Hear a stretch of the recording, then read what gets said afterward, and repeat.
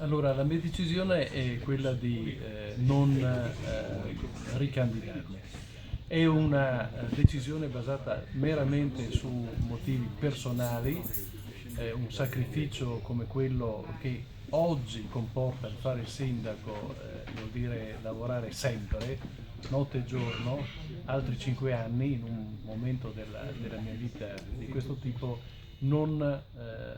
non- per me non è affrontabile.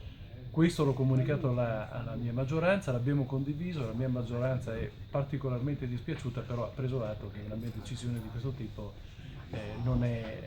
non può cambiare. Questo non vuol dire che proprio perché siamo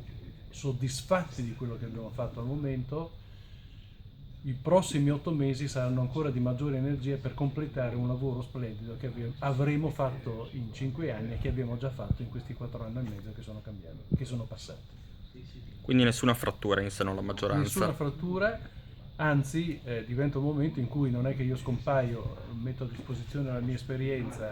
per quello che può contare, insomma l'esperienza accumulata in questi anni e di vita in generale, questo certo contribuirà a far sì che il modo di andare avanti, la scelta, i programmi saranno ancora più marcati e più basati su non la continuità, ma sullo sviluppo di quello che è stato posto in questi 4 anni e mezzo.